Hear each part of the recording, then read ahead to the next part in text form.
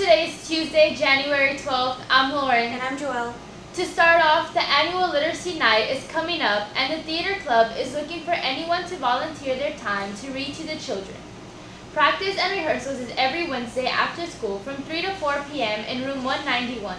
Anyone interested in helping out is invited to visit the meetings every Wednesday from 3 to 4 p.m.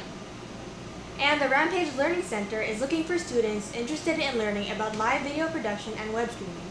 If this piques your interest, then enroll in the Rampage After Hours course. The class meets on Tuesday and Thursday from 3 to 5 p.m., and you can also earn an elective credit.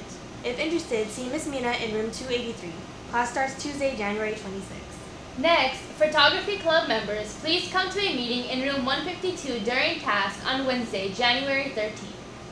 Any seniors planning on attending Leeward, Honolulu, Kapi'olani, or Winter Community College but have not started application, come to the CCRC on Friday, February 12th during task to get started. Sign up with Ms. Cow or Mrs. Guerrero in the CCRC. Space is limited. Sign up for the following test prep classes and prepare for the new SAT and learn key ACT strategies. All classes will be held at Moanalua High School. Sign up for the Spring Break SAT Prep class, SAT Prep Workshop, April 30th and May 1st, ACT Prep Workshop, February 27th and 28th. Register online at testprephawaii.com or call 261-6666. Admission reps from Chaminade University and UH West Oahu will conduct an on-site interview for interested seniors. You get an instant decision about acceptance. Interested seniors, please see Mrs. Cow or Ms. Guerrero in the CCRC to set up an appointment if you need help completing your application or to request a transcript. On-site admission dates for UH West Oahu are Monday, February 8th, and Chaminade University on Wednesday, February 17th.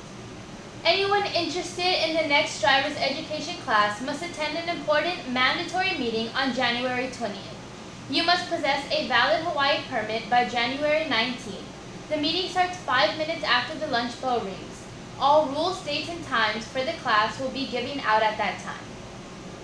If you miss the meeting, you will not be able to get into the class. If you have any questions, please go to room P33 to see Miss Mitchell. Got talent? Come and join this year's Brown Bags to Stardom talent show. Sign up in room 113 till Friday, January 15th during recess and lunch.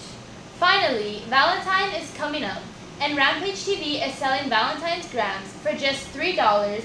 You can send your Valentine a rose with a special message.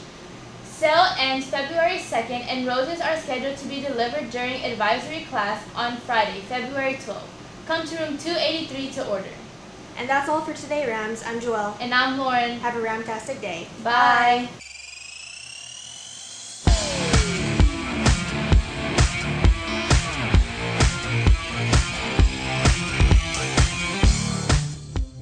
Hi, I'm Carl Azus. Good to see you today, and thank you for taking 10 minutes for CNN Student News.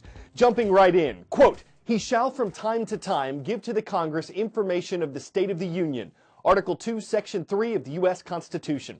What's interesting about this is what it does not say. The president doesn't have to give one every year at the same time. It doesn't have to be televised. It doesn't have to be delivered in person.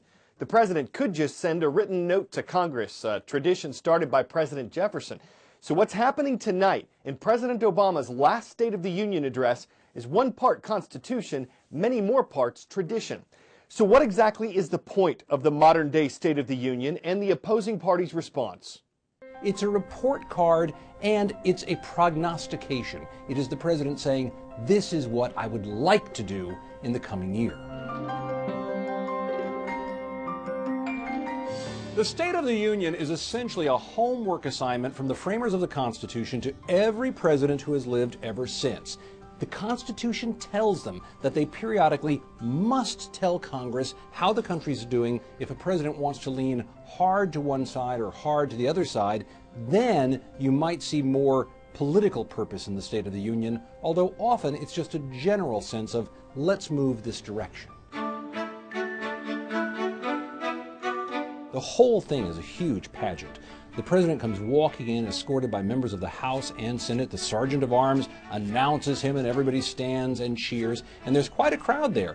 Everyone has assigned seating. Right behind the president, you will find the Speaker of the U.S. House of Representatives and the President of the Senate, which will be the Vice President of the United States. And then the two parties generally stay on their side of the aisle, although recently they've started sitting with each other to suggest that they can get along a little bit better than most of us think. You typically have the Supreme Court there, the Joint Chiefs of Staff are there representing the military, and the First Lady will also be there, usually with some sort of special guest in recent years that will illustrate some point the president is making. One of the coolest parts of the presidential address is always the missing cabinet member and figuring out who it's going to be. One member of the cabinet always has to be somewhere else in case something terrible happened. So presumably you could have the Secretary of Agriculture sitting somewhere thinking about hog futures, and suddenly he's the President of the United States, which would be a huge shock to him. Since the 1960s, the opposition has also issued a response. That is someone selected by the opposing party to stand up and refute what the president said, or say perhaps we have different ideas about how the government should be conducting itself and where we should be going in the coming year.